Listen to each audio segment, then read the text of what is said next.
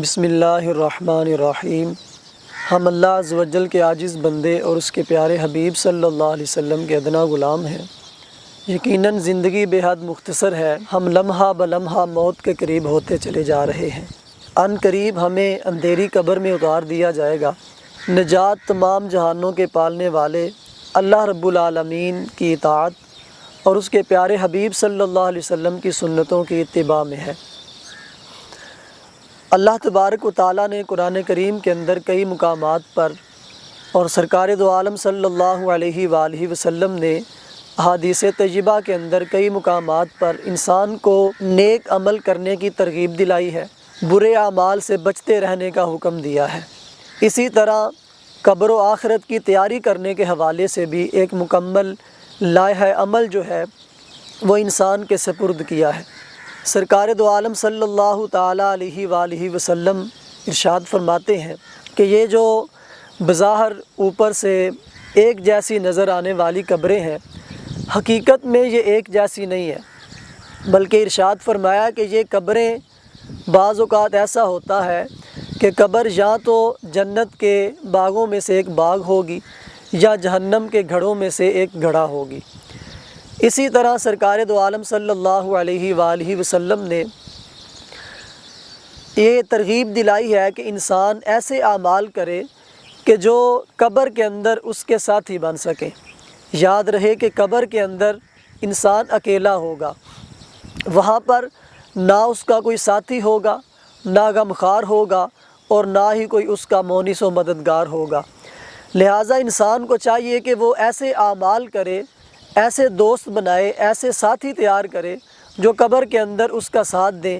قبر کی وحشت اور قبر کی دہشتوں کے اندر اس کے مونس و مددگار بنے۔ حضرت انس بن مالک رضی اللہ تعالیٰ عنہ سے روایت ہے، تاجدار کائنات صلی اللہ علیہ وآلہ وسلم نے ارشاد فرمایا، جب بندہ مرتا ہے تو اس کے ساتھ قبر تک 3 چیزیں جاتی ہیں، 2 ان میں سے لوٹ آتی ہیں اور ایک اس کے ساتھ وہیں رہتی ہے۔ عرض کی گئی آقا کونین یا رسول اللہ صلی اللہ علیہ وسلم وہ 3 چیزیں کون سی ہیں؟ ارشاد فرمایا کہ ایک اس کے اہل و عیال ہے،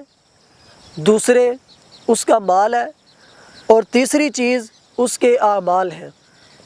پھر عرض کی یا رسول اللہ صلی اللہ علیہ وسلم ان میں سے واپس کون لوٹ آتا ہے؟ تو ارشاد فرمایا کہ ان میں سے اہل و عیال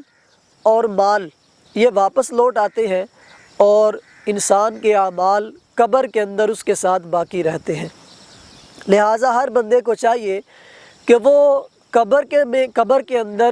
قبر میں ساتھ رہنے والے ایسے ساتھی تیار کرے، ایسے اعمال تیار کرے جو قبر کے اندر اس کے لیے مونس و مددگار ہوں۔ اسی طرح آقا کونین صلی اللہ علیہ وآلہ وسلم نے قبر کی تیاری کے حوالے سے ایک اور جگہ پر ارشاد فرمایا۔ حضرت براء بن عازب رضی اللہ تعالیٰ عنہ آپ روایت کرتے ہیں کہ ہم ایک مرتبہ آقا کونین صلی اللہ علیہ وآلہ وسلم کے ساتھ ایک جنازے میں شریک تھے۔ جنازہ پڑھنے کے بعد آپ ایک قبر کے کنارے تشریف فرما ہوئے۔ اور حضرت براء بن عازب کہتے ہیں کہ سرکار دو عالم اتنا روئے کہ آپ کی چشمان اقدس سے نکلنے والے آنسوؤں سے قبر کی مٹی تر ہو گئی۔ پھر آپ علیہ الصلوۃ والسلام نے ارشاد فرمایا،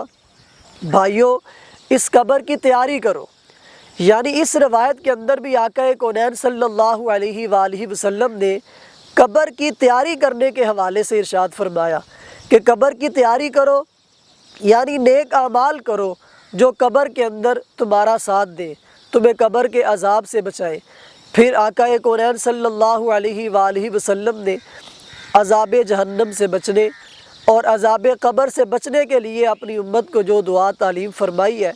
حالانکہ سرکار دو عالم صلی اللہ علیہ وآلہ وسلم تو سید المعصومین ہے، آپ نے تو زندگی میں کبھی گناہ کیا ہی نہیں اور نہ ہی آپ سے متصور ہے، اور آقا کونین صلی اللہ علیہ وآلہ وسلم کی خاطر ہی اللہ تبارک و تعالیٰ نے اس کائنات کو وجود بخشا ہے، اور آپ کی خاطر، آپ کے صدقے، آپ کی شفاعت سے نہ جانے کتنے بے شمار لوگ جو ہے وہ بلا حساب جنت میں داخل ہوں گے۔ اور آپ کی شفاعت سے کتنے ہی لوگ جہنم سے نکال کر جنت میں داخل کیے جائیں گے، لیکن اس کے باوجود سرکار دو عالم صلی اللہ علیہ وآلہ وسلم نے اپنی امت کو عذاب قبر سے بچنے کے لیے خود پریکٹیکلی طور پر جو تعلیم ارشاد فرمائی ہے کہ آقا کونین صلی اللہ علیہ وآلہ وسلم کے بارے میں حضرت ابو ہریرہ روایت کرتے ہیں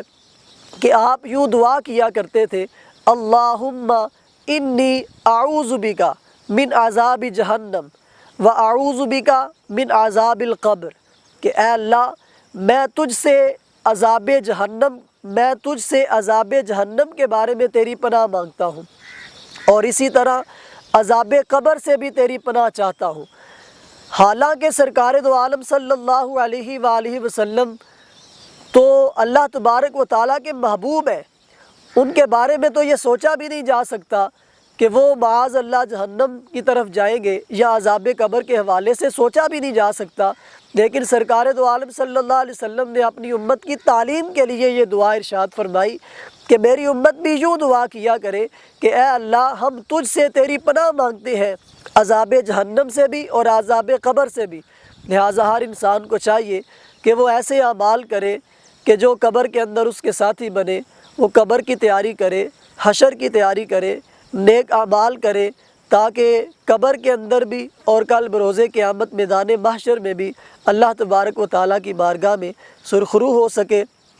اللہ تعالیٰ ہمیں نیک اعمال کرنے کی توفیق عطا فرمائے، برے اعمال سے بچتے رہنے کی توفیق عطا فرمائے۔ آمین بجاہ النبی الامین صلی اللہ تعالیٰ علیہ وآلہ وسلم۔